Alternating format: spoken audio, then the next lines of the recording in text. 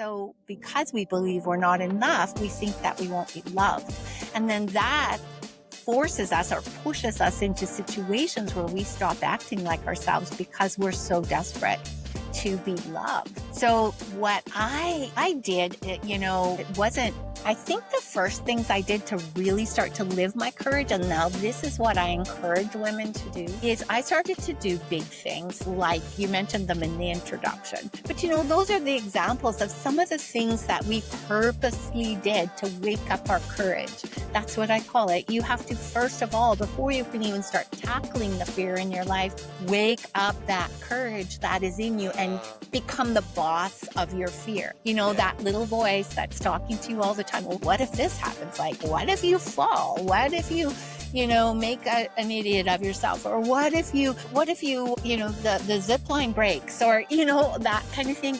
You need to stop right there and say, whoa, I doubt that's going to happen. So thank you very much for trying to protect me, but this is something I need to do to grow. And I call that becoming the boss of your fear. Like, you're the one in control. You're the one who makes the decision. You're right. So decide that you're going to weigh things out and say, okay, what is happening in this situation? I need to grow.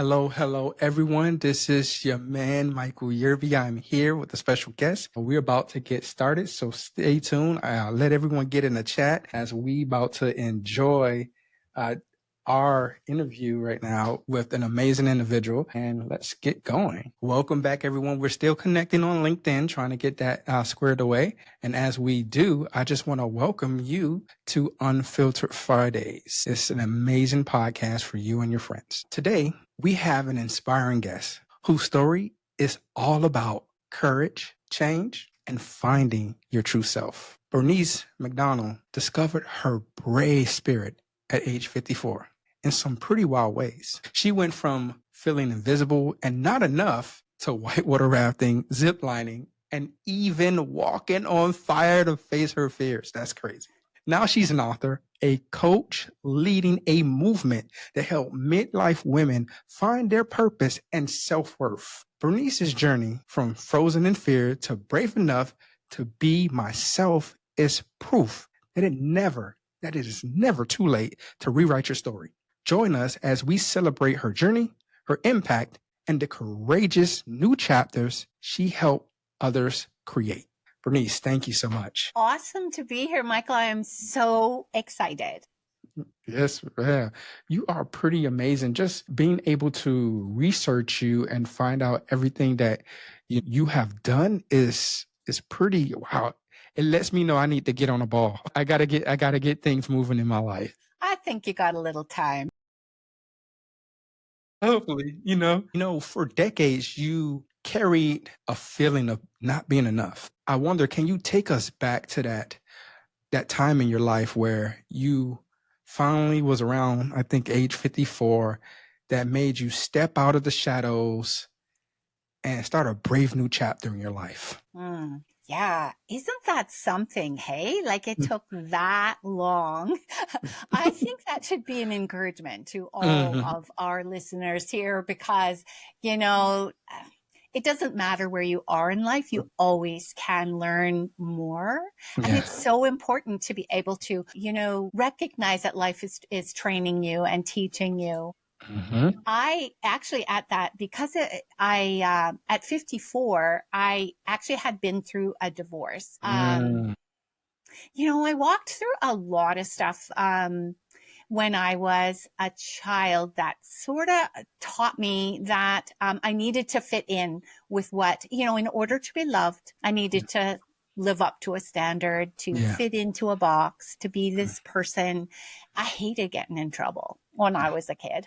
So, whenever I felt like I was out of line, then I would just quickly adapt. And I think that was good as a child. I didn't get into too much trouble. But what it taught me was that being myself wasn't really enough. that who I was, if I didn't comply with the rules, then I was out of favor, right? So I kind of got into a marriage that was out of desperation because, I had this fear that I wasn't enough and I would never be loved. And I had some bad relationships in there. And then I married someone who probably wasn't exactly right for me. Well, I know he wasn't. So 24 years we were married. It was a difficult time. Wow. And when I came out of that marriage, that was probably my first really, really big act of bravery that I took, was just to say, and there were a lot of reasons for that, but just to say, I think I need to take a stand for myself and I need to step away from this. I couldn't see staying in that relationship for the rest of my life. And so in between my two marriages, because I did meet my knight in shining armor, I call him, about 6 years later. And but it was in that time when I took that first act of bravery until I actually met my second husband that I discovered so much about how important it was to be myself, how important it was to say, this is the life I want, and how it was okay to say, this is the life I want. And, faced a lot of fear in that time. And really that was in that chapter was where I really learned to shrink fear down from this fire breathing dragon that I call him. All these knight and castle metaphors here, but that's kind of how I think. I am a fairy tale person, Disney princess person. So I would see fear as this big fire breathing dragon flying around my castle, keeping me like a prisoner. And it wasn't until I realized that fire breathing dragon was actually protecting me. It was a built-in protector. And this one person that I was listening to, a coach who was talking about how to find a good relationship. She told this story about, how because dating's pretty scary. You think it's scary when you're younger. It is scarier when you get to be, 50. Yeah. But what she said is you need to look fear in the eye, shrink it down, see it as a separate entity than you. And then you need to, so I shrunk it down from a fire breathing dragon to this cute little thing like a Disney dragon. And it became a partner to me. And she said, you tell that dragon, thank you very much for protecting me. Thank you for wanting to protect me. But in this scenario, my life is not being threatened. So I need you to go over there in the corner and eat a cookie because I need to go ahead and do this thing. I need to grow. That's where I really started to learn that fear is a normal part of our lives. Yeah. And it's not something we don't need to fear. We need to feel the fear, but we need to go ahead and take steps anyway. So I got a question for you. When we talk about fear, and I love the analogies because you said you're a fairy tale girl, when it comes to that. And I sometimes see fear as this, I guess, this enemy. For the longest time, I actually did. And then how you describe it is it's not necessarily an enemy. It's more of an indication, that something is going on. Doesn't mean you have to shrink from it, but it's something. And so I think about that. And for you to be courageous at 54, right, and move on, I got to ask the question, was that an everyday act of bravery for you to take those small steps and during that time to move forward and be personally accountable for who you are and who you want to be? Yeah, that is just the way it is. That is exactly how it was. It didn't happen overnight. I actually ended up in a worse relationship right after my separation than I had been before. And I had my heart just smashed. Jeez. So, even at 50, well, at that time I was probably 50 or 51. So, but it was when I look back, it was just learning in small increments, taking those tiny brave steps, I call it now, that helped me. Even when I was afraid, even when I did a lot of things to help myself not be afraid, to help myself work out the fear. And once I understood that fear is something that comes up in your body, something that is meant to protect you. Because, I mean, we were given it in our brains because, you know, how else would we know not to step off a cliff or not to, you know, jump off a roof? You have to have something inside that says, whoa, this is not going to end well if you do this, right? Yes. But the funny thing about fear, which I had to come to understand, is that fear can't tell. You get the same emotions in your body as when you are going to step off a roof or something like that, as when you're about to do something that feels really uncomfortable. You know, like when you're going to stand up on a stage and speak, you get the same kind of sensations coming up in your body. Well, your brain doesn't know which is life threatening and which is just you worried that you're going to look like an idiot, you know, or that, you know, it doesn't know the difference. And so it's really up to us to take charge at that point and decide, is my life in danger?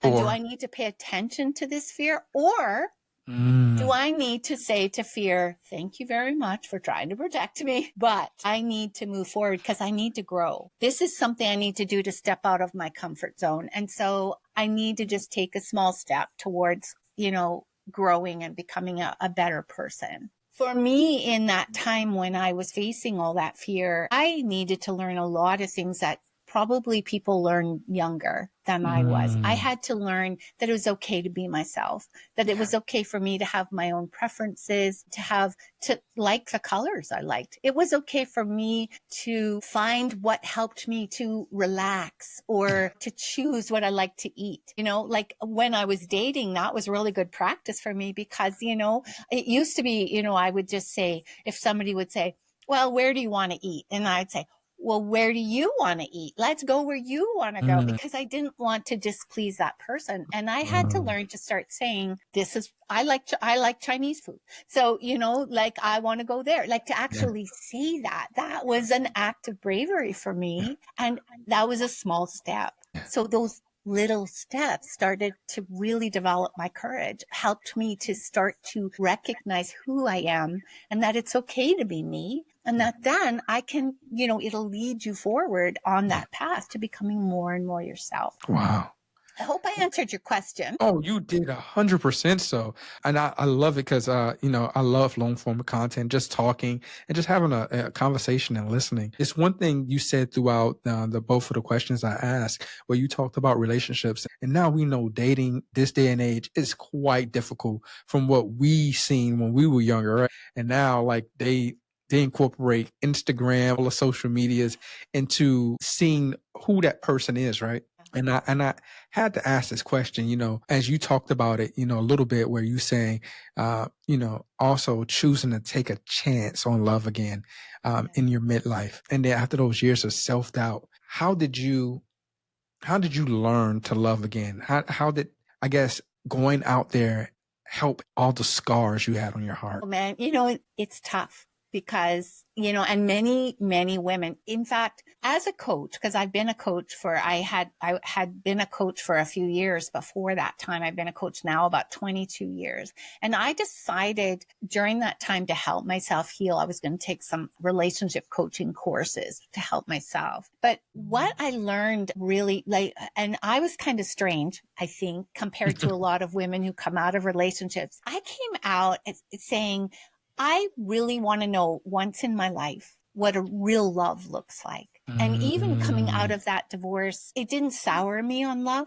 It's just I recognized the fact that I hadn't found the right person. We were like that round peg trying to fit into a square hole. We didn't work. You know, we didn't work. And part of that was the reason I got married, you know, was I got married out of fear of being alone for the rest of my life. So I thought this might be the last guy that ever comes into my life, which is silly because I was 25. I mean, but anyway, so the way I learned to love again, I first of all believed I could. That was a big thing. Yeah. But then I started doing all kinds of things to help myself. Like I said, learning to be who I am, making that list in lots of ways, but not just a list of he has to be 6 feet tall. He has to have, he has to be like this and like that. I actually looked deeper than that and went and started to think about the qualities I wanted in my relationship.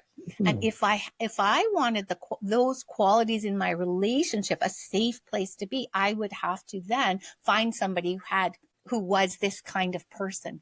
But that I didn't stop there, which actually was amazing because that's what helped me to become a better person. I started to think, who will I have to be in order to contribute evenly to a relationship like that? And so, man, I did some crazy stuff in that time. Like what? Like what? You wouldn't even Tell us one. believe it. I chased men. I can't believe how I chased men at that age. It was like going back to being a teenager, right? Yeah. But I was so desperate. Like I would show up at his door, knock on the door and say, hi, just in the neighborhood. I mean, and I would do things like purposely show up where I knew he was going to be. I started going to the church where he was going and, like things like that. Yeah. Just trying to look subtle, but it didn't look subtle at all. And he was not a healthy guy either, So but I'm very grateful for that relationship. I'm even grateful now for my marriage because I learned that it takes all kinds of people, and my ex-husband had come from a very fearful upbringing, and that spilled over into our relationship, which then explained his behavior in so many ways, which I didn't understand at the time. But now looking back, I do. And we have a good relationship now. We've been able to go to all our kids' birthday parties and grandkids' birthday parties together. And we're very amicable. So I'm really grateful for that. And for that other relationship too, that broke my heart so bad, I'm very grateful for it too, because for one thing, I was protected from something that wasn't right for me again. And for another thing, I learned so much about who I did not want to be during that time. Yes. Yeah. Try to explain to your daughters in their, early 20s why their mother is behaving like this. I mean, it's so humiliating now. Nah, it's like you said, it's how your perspective, how you see things, right? You could have see all that as bad, but you decided it's a lesson learned in all that. Yeah. So that Which is is pretty again, amazing. another thing about fear. Because, sometimes we fear that the seasons in our lives when we do really dumb things and make bad decisions, we fear that that's going to ruin us. And a lot of people sit in that shame for so long that they never get out of it. Yeah. I know people that I've loved very much who passed away feeling that shame still, but we need to realize that life is that path. All kinds of opportunities come our way, surprises like bombs go off in our life, and we have to respond to all of that stuff. Yeah. Sometimes we don't make the best choices, but all of that, if you let it becomes something that trains you to have better character, to decide this is not who I want to be. Who do I want to be? And then you start, you just use those things as building blocks, as milestones to move you along that path and help you become better. You are so right. I had a friend and I learned a lot from him. He doesn't realize how much I really learned from him. He talked about life is like on a battlefield, right? Where a lot of times, you might go and get hit. And sometimes you have to do triage while you're out in the field. And sometimes you have to really take a knee and go out in the hospital, right? And really learn how to walk again, how to move that arm again. And in life, he said, we have to decide how long we're going to stay in the hospital, how long we're going to stay down on the battlefield. And sometimes we need to understand that we're not Superman or, like an amazing, superhero, that the risk of getting up too fast or too quick while you're not healed, you can cause great damage, not only to yourself, but you can bleed all over other people. Exactly. It made me very, I won't say cautious, but it made me more aware, really self-aware of like, hey, let me not always just be that type of person that pushes through, but that type of person that really take inventory of myself. Yes, so good. Exactly. That's amazing. And you have done that yourself. Looking back now, what would you say to your younger self, that woman who felt unworthy, who was afraid for so long? If you can reach back through time just to speak to her, what's the most thing you think she would need to hear? Yeah, that's a really good question.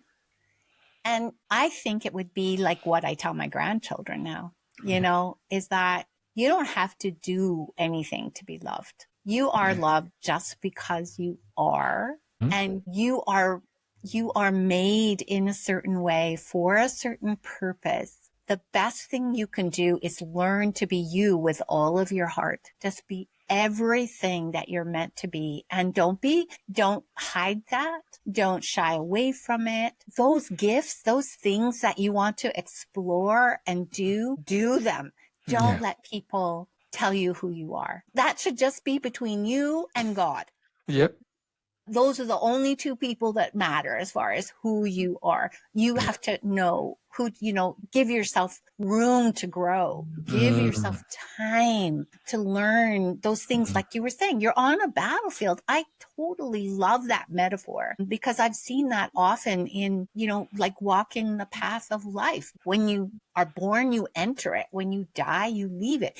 In between, you are on a battlefield. And that's why it takes courage to live through all the stuff that comes at you, to learn from everything that happens. But shutting yourself down and saying, oh, that person who's very important to me says that I'm this or that, or I made that big mistake. I can never forgive myself.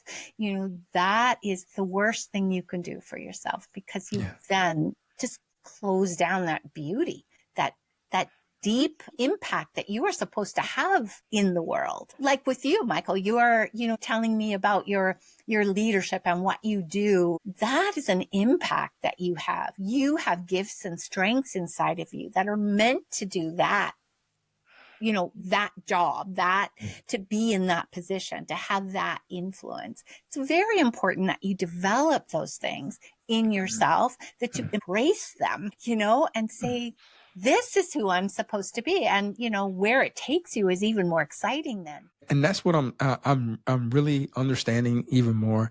It's like, I feel like, not to always be in the military terms, but I have a mission, I have something I'm trying to achieve, and I don't think I ever get there. And that's okay with me. And what I mean by that is always self-learning, and it's always giving advice, it's always being there for people. And then I guess learning that everyone is different and adapting to that, right? That one person might want you in their face. Another person might just want you over their shoulder. Another person might want you square 3 meters back, right? And just giving people, I guess, what they need at that time to grow. And so it is that's why I love exactly what you're doing, how you're basically getting women in their midlife who think, oh man, my time is up, it's over, things like that nature. And now they can actually make a change. Man, that is legacy. To me, that is 100% legacy. And I think that is amazing. Oh, okay. We have some people saying, what's up? What's up? Hey guys, just to, I guess, real quickly, as we get in the chat is open. If you got questions for our guest, she is a wonderful coach. She helps not just women, she specializes in women, but her life advice is bold and courageous. So please don't be scared. Go right now into the chat and have your questions. We answer them on air if we can, as best as possible. And then also we have her information, so you can, email her and just have a conversation and talk about some things, because life is a journey that we shouldn't do by ourselves. We have family, we have friends, we have mentors, we have coaches, we have motivators, people that inspire us. And so please don't be hesitant. Ask your questions. And, I just wanted to get that out. And, you said you've been a coach, mentor for, I think you said 22, 24 years, if I'm not mistaken. And you mentored and you've seen a lot where you're mentoring women through I would say the hardest challenges and years of their life. Across those stories of those midlife reinventing themselves, What patterns have you noticed? I think the biggest pattern I've noticed is the one where like we come to the conclusion that we're not enough, and we turn away from the opportunities we have, even in small ways. You don't go to that social event, or you don't go new. I think that that's probably the biggest pattern. And we were talking about Tony Robbins just before the show. Something I learned from him was that, our two biggest fears in life are that we fear we're not enough. And so because we believe we're not enough, we think that we won't be loved. And then that forces us or pushes us into situations where we stop acting like ourselves because we're so desperate to be loved. So what I did, it wasn't, I think the first things I did to really start to live my courage, and now this is what I encourage women to do, is I started to do big things, like you mentioned them in the introduction. When I found my knight in shining armor, my second husband, and he rescued me when my car wouldn't start, by the way. So he actually was my knight in shining armor. That's how we met. I mentioned to him, I said, as we talked a lot about who we wanted to be as people and as a couple. And I said, I want us to be brave. I want to learn to do brave things because I'm afraid to try new things. And so I said, I've always wanted to do, and he said, well, like what? And I said, well, I've always kind of wanted to go whitewater rafting, but I never have even thought of it. So we talked about it. Next thing I know, he booked a trip for us to go whitewater rafting. So there I was at like 54 for the first time going whitewater rafting. But it didn't stop there. We also went to one of the Tony Robbins events, and we walked on fire, which was just terrifying. And we went ziplining, which was also terrifying because I'm so afraid of heights and didn't even realize how afraid I was. But those are the examples of some of the things that we purposely did to wake up our courage. That's what I call it. You have to, first of all, before you can even start tackling the fear in your life, wake up that courage that is in you and become the boss of your fear. That little voice that's talking to you all the time. Well, what if this happens? Like, what if you fall? What if you, make an idiot of yourself? Or what if you, the zip line breaks, or, that kind of thing. You need to stop right there and say, whoa, I doubt that's going to happen. So thank you very much for trying to protect me. But this is something I need to do to grow. And I call that becoming the boss of your fear. Like, you're the one in control. You're the one who makes the decisions. Right. So decide that you're going to weigh things out and say, okay, what is happening in this situation? I need to grow. And so then you start just taking those steps and do the thing anyways, even if you're terrified. Yeah. We have a beautiful question in the chat. I'm going to bring it up right now. It's how do you deal with life when it seems like you can never get ahead, always feeling behind no matter what? I'll put it up even more for some time so everyone can read it. And it's from a listener, Shameless Hope. I love that name. I love that name, by the way, man. That is amazing. Great. So, it's all you. Yeah, what a good question.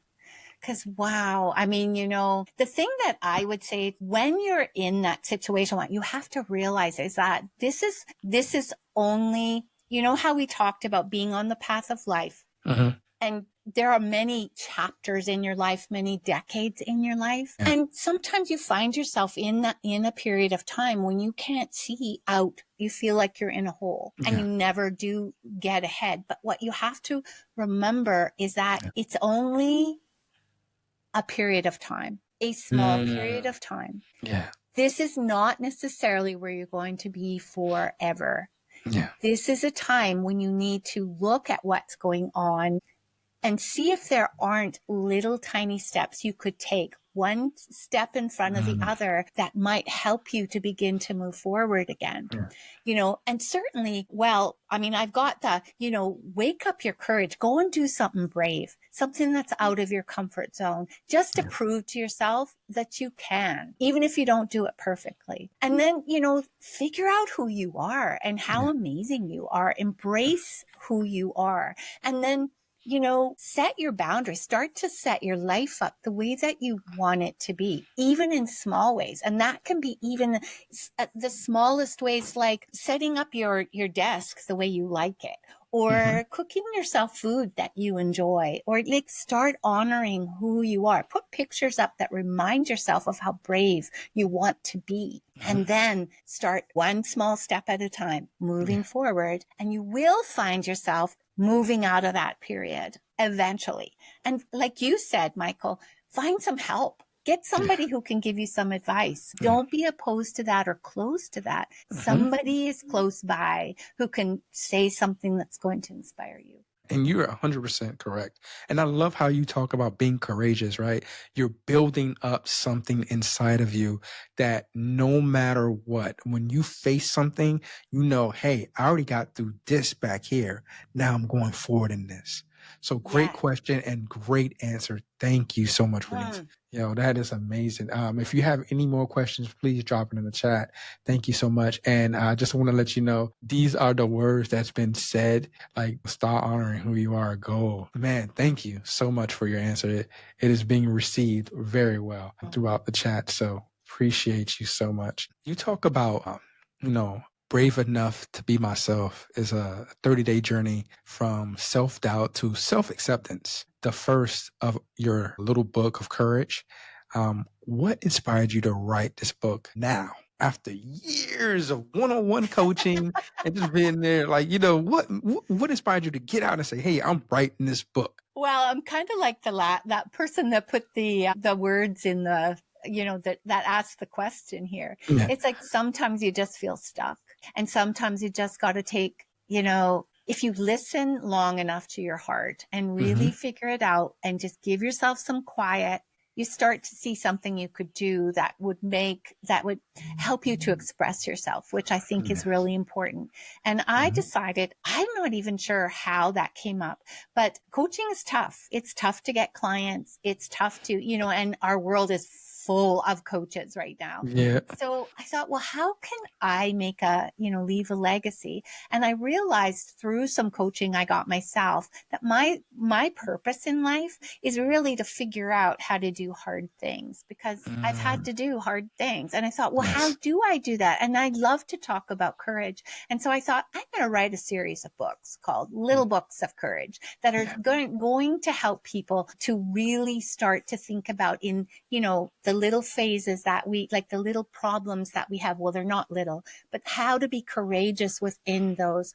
And the first one I started with was brave enough to be myself, because that was one of the problems that I struggled with the most myself. These books are so easy to consume. Like I'm making them because, we have a TikTok type of society where, you want to see it's got to be fast. It's got to be instant. So, the chapters are very short. It's a lot of my stories. It's talking about how and it's mostly focused on the reader. When you realize that you don't really like yourself, and then how you move from asking yourself, who tells me who I am? And then, then about choosing courage. Just choosing to be courageous in life, not to let life hold you down, and not to let anybody else tell you who you are except you and God. No, 100%. You often talk about leading a courageous life, and we talked about it here. And that courageous movement, like you talk about helping women finding purpose, making themselves feel bold in their second half of their life. What is your vision for this movement in the coming years, and how do you build on it through your coaching programs, your communities like Brave Heart Club, and even future books to ignite that change on a large scale? Well, and I do this in honor of my mom and my aunts when they were young, because I saw them age and get very disillusioned with life.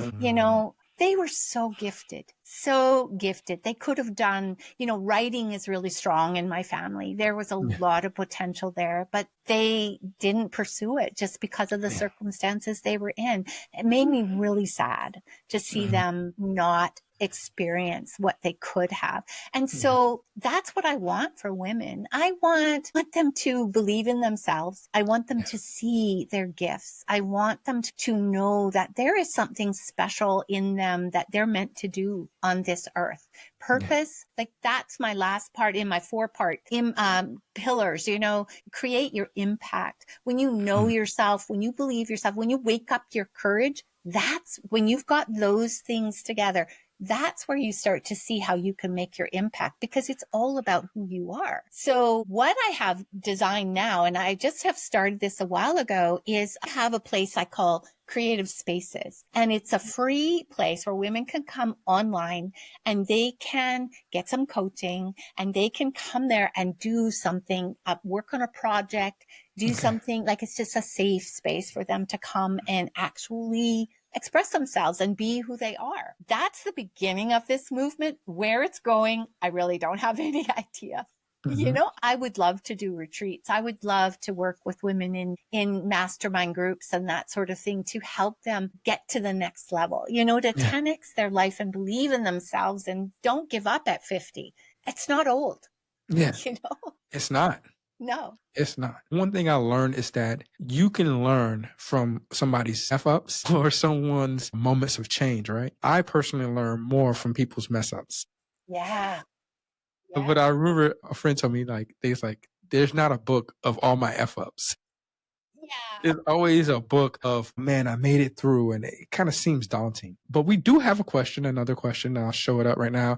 It said, what do you say to a person who has great coaching ability and potential business, but is stuck with the fear of failure? My goodness. We've all been there, right? Oh. Every day, even. Yeah. This is where courage is. This is where, because, we're built for courage. We aren't meant to be tamped down or stuck because we believe we're not enough. It's not true. If you've been called to something like coaching, which is an awesome ability, by the way, because what you're doing is you are bringing courage to other people to actually live out their full potential. No matter what kind of coach you are, even a football coach, like when you look at it in the sports arena, you are bringing out the best in people, right? It's a wonderful calling if you have those gifts. So if you're stuck, thinking that you're a failure, that's where you need to realize you need to look backwards, not look at that deep chasm, the gap, we call it, in front of you between where you are and where you want to be. What you need to do is look behind you and see all of the things that you have accomplished. And you need to be very brave and bold with yourself and not shy about that. You need to say, okay, I did this. I did that. I went through that hard time and I came out of it. It wasn't perfect. I was a little scorched, but I came out and I made it through. Or I actually forgave that person. Or I accomplished that one thing back there. That was pretty awesome, if I do say so myself. We all have those things that we forget because they're in our past. But actually the future is fueled by those things in the past, those strengths, because we build on strength. And you will never have the courage to go into a brave future that you want until you start going there. The courage does not show up until you're there. And I'm sure even like being in the military, you see that, right, Michael? Yeah, 100%. You're scared to death going into a situation, but once you're in it, you start to find the courage to take again those tiny, brave steps, one step at a time. Yeah.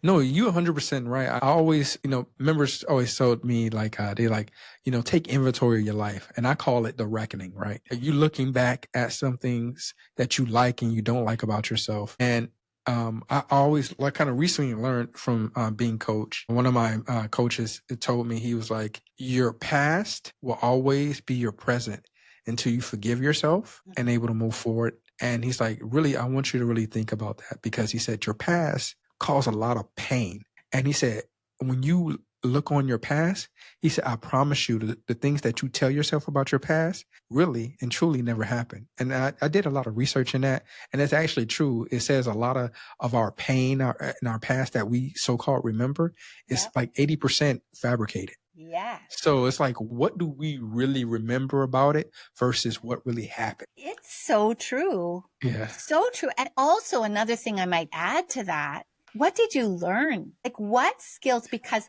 that's something we don't look at either, is what Yeah. became stronger in you because you went through that. Yeah.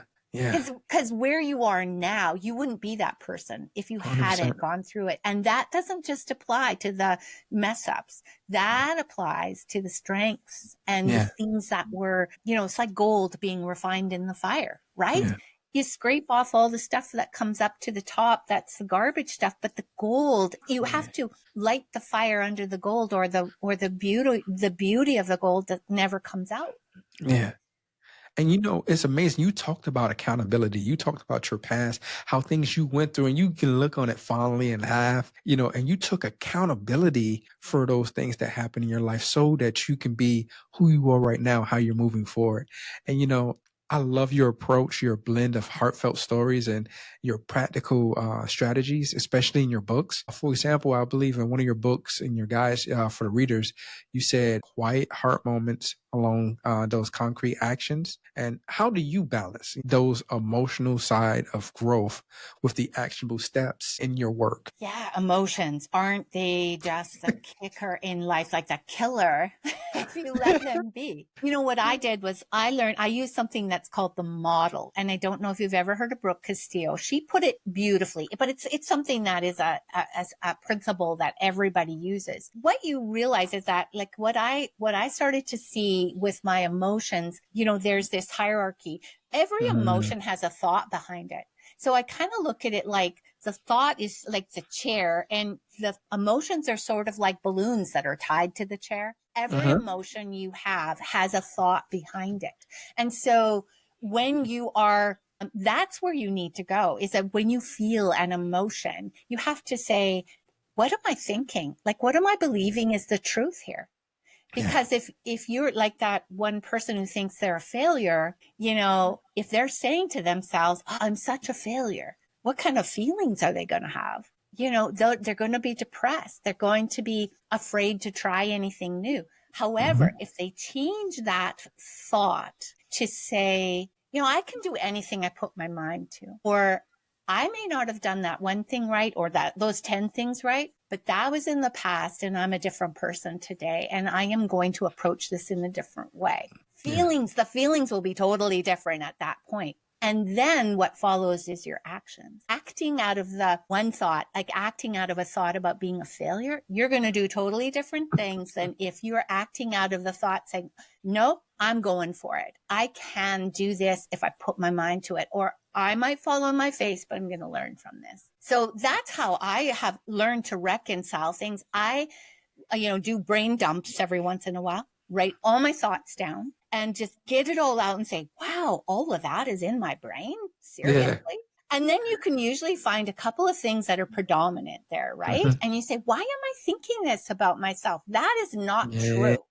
You take it, turn it around, make it a strong thought, and let the feelings come from that, and then the actions follow. See, man, in your book, you posed a powerful question. You said, what if the very traits you're afraid are unfixable and actually your greatest strengths? Can you expound upon that for us? Oh, yeah. That's the strange jewels. Now, this was something I learned from Elizabeth Gilbert in Big Magic. She talks about the fear that we have to be creative. Like sometimes we just think that we're too, our ideas are not good enough, that what we're doing, like, if you had fear of putting yourself out there, you never would have started this podcast. Yeah. So, but it's that kind of thing that holds us back sometimes. So what she said, and it really stayed with me, was that we all have sometimes the things that we think are not, are the strangest ideas actually are our superpowers in disguise,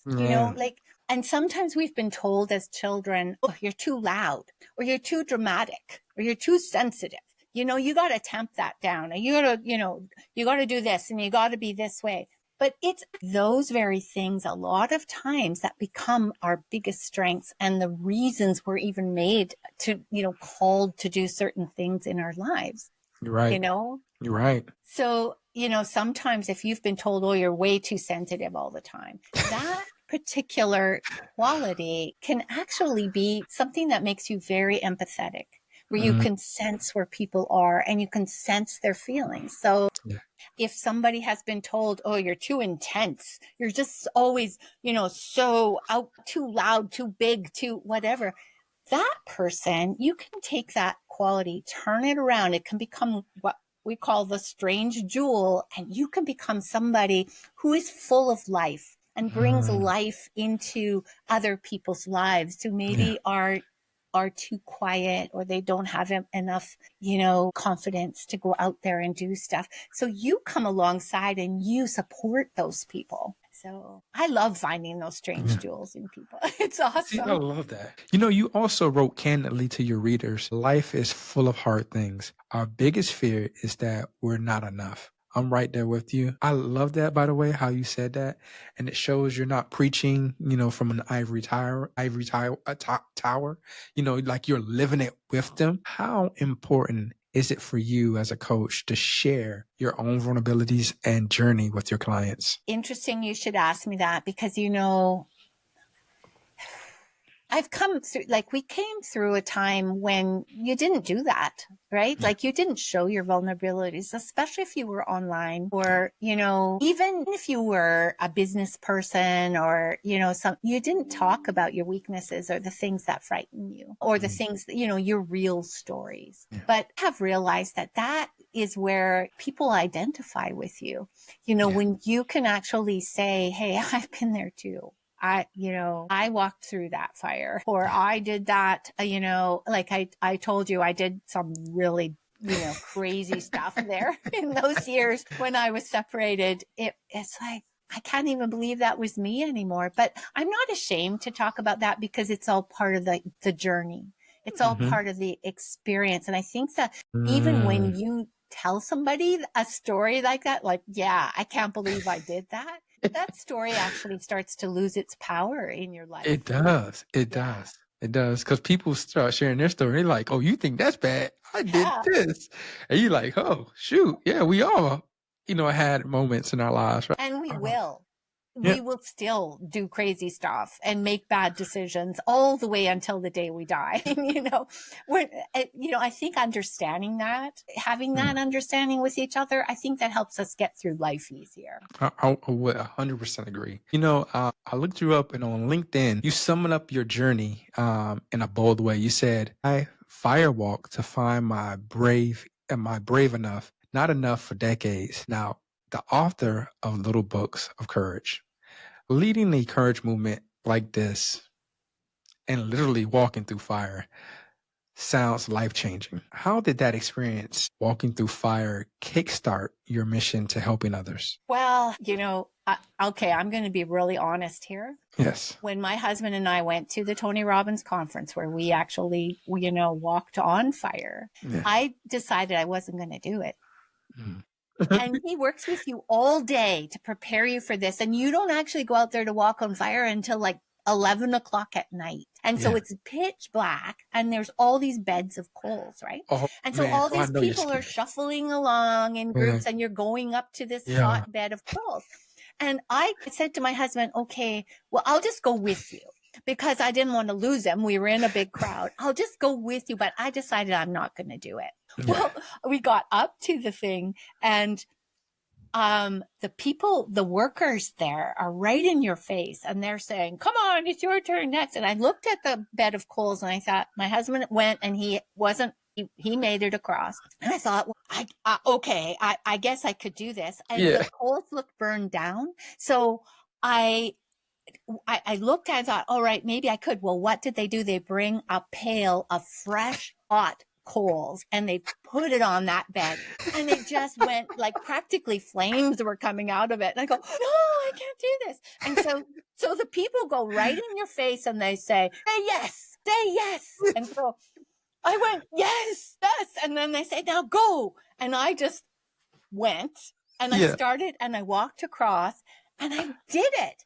It was the most amazing experience. I didn't even feel it. I had one little burn on my little toe, but I think because I probably hesitated. Most people don't even feel it. They have no consequences at all. So doing that, I was afraid. Now, this was a big lesson, because I was terrified and did not want to do it, but I had to do it because the crowd was all around me. They're yelling in my face. I just went and I got to the other end and I survived. And that is the most amazing feeling you can ever have, to get through something that's hard and to know you were scared, but you did it anyway. You got through it and you survived. It was like the most empowering feeling there is. I bet. That has been something I have gone back to over and over again. Like sometimes when I'm facing something hard, that's not even anything, well, can be big in life, but you say, I walked on fire. I can do this. I did it. I can do this. So if I did that, I can do this. Yeah. And now, you know what I teach? I teach from not enough to brave enough. You don't have to go from not enough to being enough. You just have to be brave enough to take those tiny brave steps forward. Like, just go for it. Do something, a little step at a time. And it's amazing what you'll get through. Wow. You know, and you talked about your husband went first, right? And you told your husband, I'm not going to go, but I'll go support you. And that in itself is brave. And for your husband not to, you know, like, and as a husband, I do this to my wife. I badger her a little bit, and I'm learning not to, right? He, you know, you didn't say he badgered you. So he just understood, okay, you're there to support me? Fine. You don't want to do it? That's great. And left it, right? He did. And just let you, you know, as you dealt with that. And then you was able to find the courage to do it. And I noticed in your book, in your bio, because it connected, you mentioned that your husband loves you exactly who you are. Wobbly, imperfect, bits and all. That line kind of stuck a chord with me. How did it come to, I would say, not it come to, how did he come to that, to accept those imperfect bits of yourself and influence your healing and growth in your life? Well, I mean, this is one thing I learned when, you know, in my wild time, in my separation, when I was learning all that, what I finally had to do was let go of the fear of not being loved. And so I had to, by doing that, what I did was replace it with the confidence to be who I am, that it's okay to be me, even with all of my wobbly bits, you know, my imperfect, you know, I mean, there's all kinds of wobbly bits and you don't want people to see those. So when I met him, his wife had passed away a year before. And so he was also looking for love. And he had also decided, as I had, that he wanted to find a good relationship.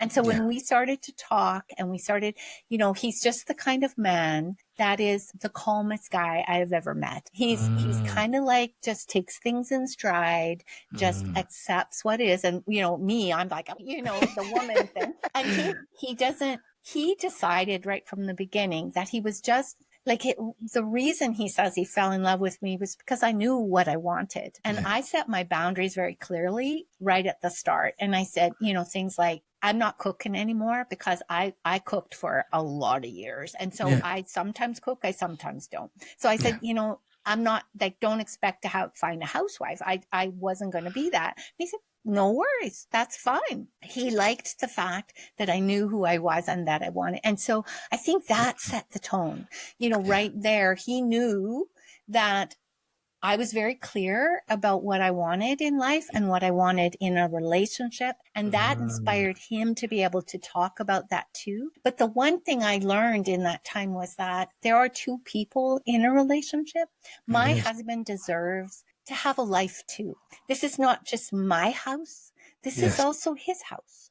And he needs to have a life. You know, he needs to be able to have some things the way he wants them to be. And so love is not just about me, like give me love. Love, both for both of us, became being brave enough to allow the other person to be who they are. And so when we were at that firewalk, that was like in the first couple of years we were together, and he knew, like, well, he knew I have a very, you know, I knew who I wanted to be. And he knew already that like, there's no point trying to change me, because I just am comfortable being who I am. And so he is the kind of guy I needed, because he just lets me, and he still does. You know, that's amazing, because that reminds me of my wife. My wife is a firecracker. You know, so she's like, and I tell her, I say, you crazy. She's like, I'm not crazy. I'm like, yes, you are, but you're my crazy. You're my type of crazy, right? because she's, she's just, one thing I fell in love with her is that she doesn't accept no at all. She's very rigid in her spending, right? So if she can get a discount, she don't care if the associate says no. She's going to go up to the manager. If the manager says no, she'll go to the regional manager. If they say no, she's going to go down. She's going to find the president's number or email address. And So cool. she does not accept no. And sometimes it was very, very embarrassing for me. Oh, But then I kind of learned, like, why is it embarrassing for me? This woman does not accept no at all, right? And she's who she is. And I just really fell in love with who she is. To this day, I tell her all the time, I admire who you are. And I took a lot from her and in my life because I was that scared kid, scared to do anything. And I was like, what's the worst that can happen? I can just say no. yeah. Okay. And keep finding your way to yes. So yeah, man, I thank you for that. Oh, and we do have another question. I'll put it right here. What does it look like for you to recover from the time spent with clients? Sometimes people's lives are a lot to handle.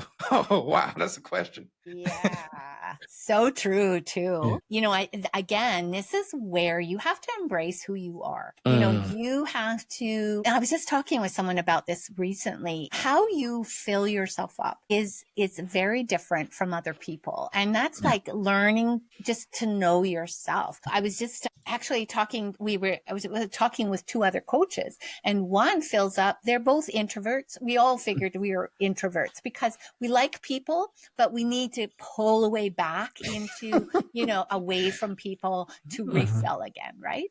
So the one guy, he likes to refill by watching TV and going for a walk, that kind of thing. I think the lady that I was talking to, she said that she refills by just spending time by herself, like just really quiet, where she has to read a book or do something really quiet. I like to create, actually. What happens to me is, like, I like to go and learn something, unless I'm really brain dead.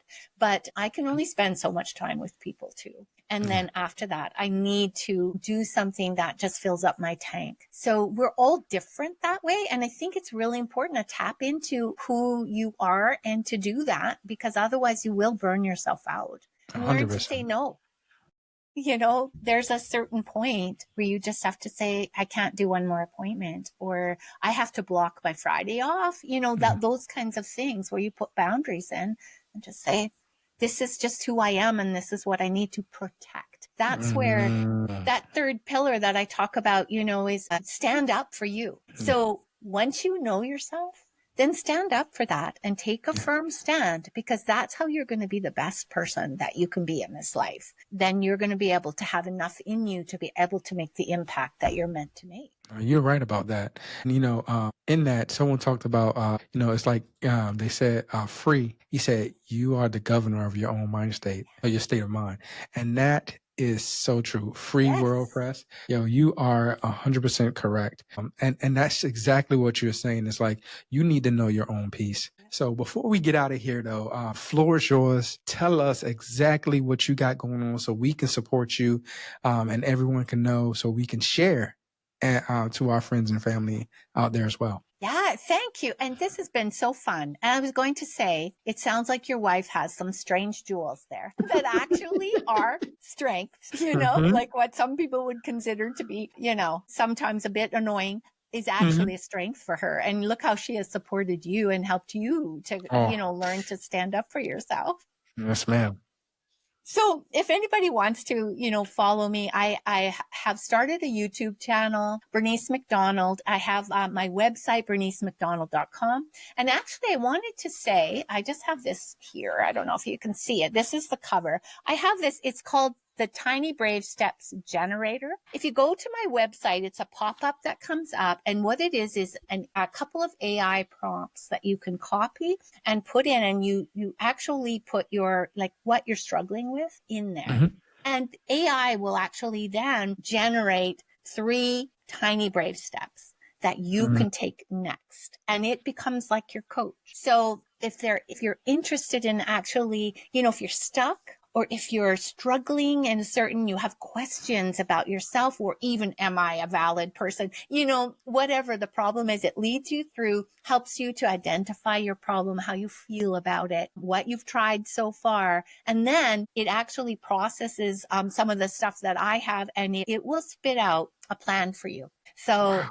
yeah, I have found it myself. I love to use it. That's why I wanted to share it with people, because, you know, sometimes we just need to know what to do next. What is that tiny little step? And my first step is always only 90 seconds long. So pick something where you are like, okay, light a candle, you know, that takes 90 seconds, or, you know, get dressed. That only takes 90 seconds. So Yep. then you can take, you know, the next 2 steps after that. So wow, that's amazing. So guys, go out there. She's allowing a generator for free. And then so once you get that plan, you're gonna need a coach. I mean, there's no way around it. You're gonna need a coach to help you execute. That's the job of a coach, to motivate, to inspire, to actually give, I want to say to give confirmation to Yeah. that plan of action, right?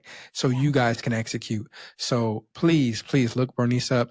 For her to actually share this generator for free is amazing, because, you know, most coaches charge a premium price. So for her just to really want to help you guys out, it's just amazing. So please do not be scared. Flood her website, ask her questions. She's there Yeah. to help Love it. out accordingly. And also get her books. Man, it is amazing. Her series is bar none. I love to read. So I'm going to be in her books even more, as I try to read a book a week. And since they're small books, you can get through it within a couple of days, easy. So no problem there. Thank you so much, Bernice, for being on the show. I really, really Awesome. appreciate So you. nice You've to been a meet you, blessing. Michael, Oh and your man. followers. That's awesome. I wish you all the best in your new endeavors coming up too. You Yes, are a man. brave man.